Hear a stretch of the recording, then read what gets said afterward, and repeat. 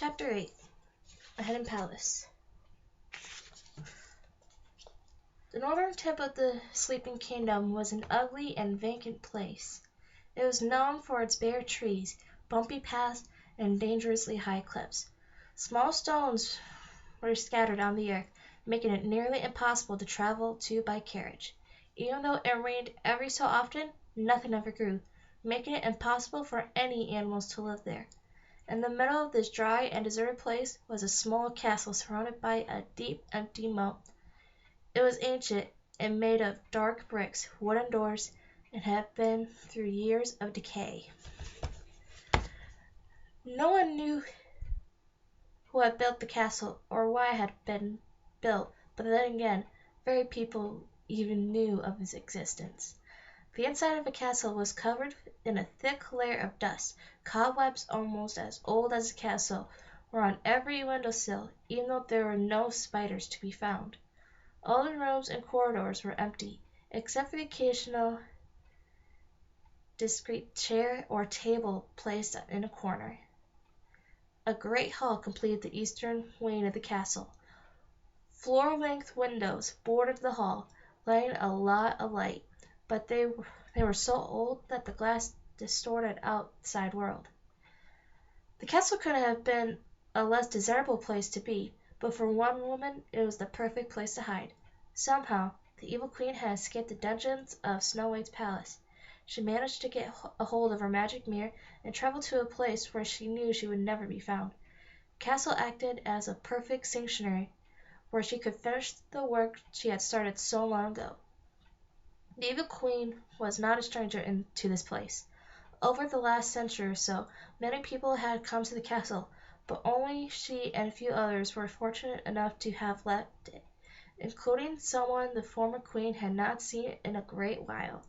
She had recently sent word to this old friend, asking him to come and aid her, and so she waited for him to arrive, knowing that he would any day now, for he owed her his life. The evil queen stood facing her magic mirror with open palms and closed eyes. She was quite calm for being the most wanted woman alive. To her right, resting on a short stool as the heart of stone she had always kept close. Although it was one of the most infamous objects in all the kingdoms, very few people had ever seen the evil queen's magic mirror. Many believed it was made of glamorous materials like gold and diamonds and glass so pure one would swear they could walk through it. In reality, the mirror was tall and wide, with a black frame that peaked at the top. Tangled vines made the cast iron glow through the frame. The reflection was cloudy, as if it were a glass doorway into a very cold and foggy place. Although there was very little moisture in the air, precipitation dripped down the glass. The evil queen opened her eyes and gazed deep into the mirror. Mirror, mirror on the wall, how long till the huntsman answers my call? She asked it. A ghostly silhouette of a man appeared in the reflection. It spoke slowly and softly with a low and hoarse voice. While my queen awaits an old friend, once dear, the huntsman travels very near. The man in the mirror slowly faded away. Within moments, 3 loud knocks came from the other side of the great hall doors. You may enter, the evil queen said. The doors opened, creaking terribly, and a man entered the hall. He was tall, broad, and just on the verge of old age. He wore a variety of animal skins and had a limp in his right leg. His beard was light brown and graying. A crossbow was attached to his back, and a large hunting knife hung from his waist. My huntsman has returned, the evil queen said. The huntsman walked across the hall to where the evil queen was standing. It's been a long time since I last saw your face, she said, and still find it hard to stomach looking at you. The huntsman fell to his knees, wept at his feet. Your Majesty, the huntsman cried, please forgive me, for I have never forgiven myself after failing you. The evil queen looked down at him coldly. She had no sympathy left inside her for anyone. After all you had done for me, and after all the mercy you had shown me, I could not kill the princess in the forest, the huntsman said. And just look at all the pain it has caused you.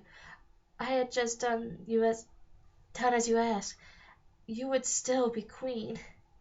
The evil queen let his pathetic sobs continue for a while longer. She showed no sign of forgiveness. He deserved to feel this way. She stepped away from the huntsman and peered through a window at the lifeless land that surrounded them. You and I were both prisoners in this castle once, the evil queen said. I never imagined that one day it would act as my only refuge. You saved me, the huntsman said. I surely would have died here had it not been for you. That is why I swore to you then that I would do anything to assist you with your mission, but I failed you. And after all this time, I am still on the same mission as I was back then. So do not cry, old friend. I have called you here for a chance at redemption. She walked back to him and gently placed a hand on his cheek. The huntsman stopped crying and looked up at the queen with huge sad eyes. Redemption? The huntsman asked. You mean, your majesty, you're still giving me a chance to serve you after what I've done? The huntsman's tears quadrupled in size, and he continued sobbing. Curse this world for claiming me to be anything less than the saint you are. I'd kill every person who has tarnished your name if I could. That won't be necessary, the evil queen said. I have another task for you. It requires a great deal of traveling, and since being the most wanted fugitive alive prevents me from doing it myself, I've called you here. The huntsman grew quiet, lowered his hand shamefully. Your greatness, he said, I have grown too old to travel. I can barely walk as it is. The evil queen looked down at him with an angry brow. You imbecile, he said, raising her voice. You mean to tell me you travel all the way here to tell me you are useless? The huntsman rose to his feet with difficulty. Not at all, my queen, he said. Please, let me explain. I am far too old to serve you, but my daughter is able and willing to help you complete what I cannot. Daughter, the evil queen said. The door opens at the end of the hall opened again. This time a woman entered, dragging a large wagon behind her. She was tall and thin, with red so dark red it seemed to have a violet tint. Her eyes were bright green, and her clothing was made entirely of plants and leaves and other greenery. The wagon she pulled contained a large square object. It was large and flat, and was covered in a silk cloth for safety. After seeing her, the evil queen could recall a time many years ago when she was known as the huntsman's daughter. She had always been a shy little girl and had lived with her father in the palace where the evil queen was on the throne. You've grown up, the evil queen said. The huntsman's daughter nodded in her direction. You will speak when I address you, the evil queen demanded. My daughter is mute, your majesty, the huntsman said. She's never said a word in her life. However, the silent she may be, it does not make her any less capable of doing what you ask of her. She's brought you a gift to prove herself. The huntsman's daughter carefully removed the object from her wagon and gently placed it beside the queen's magic mirror. Once it was positioned correctly, she removed the silk cloth. It was a mirror, smaller than the magic mirror. It was circular, with flowers engraved into a square golden frame. The evil queen knew exactly what it was the second it was revealed. The Mirror of Truth, she said. The former queen had acquired it during her reign. It was another magic mirror that showed one's true self when one stood before it. How did you get this? The evil queen asked. She broke into the palace to retrieve it for you, the huntsman said. The evil queen touched the Mirror of Truth's frame. She had forgotten the detail of the carvings. She turned and faced the huntsman's daughter. You shall be my huntress, the evil queen declared. The huntress bowed and kissed the queen's hand. What is the task at hand, your majesty? The huntsman asked. Have either of you heard of the wishing spell? The evil queen asked. The huntsman and the huntress curiously looked at each other. No, my queen, the huntsman said, unless you're speaking of the old foolish fable. The very one, she said. I never took it seriously until I recently heard a prisoner in the dungeon mumbling about it moments before his execution. According to this foolish fable, after a group of select objects are collected and placed together, the collector is granted one wish. It doesn't matter how great or small. The wish is guaranteed to be granted, and as you know, I have a wish to be granted." "You want my daughter to collect these items for you, then?" the huntsman asked. "Precisely," the Evil Queen said. "From what I've learned, the task is very dangerous and may take some time, but if she succeeds, I will consider whatever debt you owe diminished." The huntsman looked at his daughter, and the huntress nodded. "Very well," he said. "She will do it. What are the items you seek, my queen?" The Evil Queen took her place before her magic mirror, extended her open palms, and gazed deep inside it. "Mirror, mirror on the wall, what must we seek for the wishing spell that grants all?" she asked. The ghostly silhouette appeared again. "Glass that house a lonely soul up till midnight's final toll, a savior from the deepest sea, meant for a groom's mortality. The bark of a basket held in fright, flow running from a bark with bite. A stony crown that made the share, found deep within a savage lair.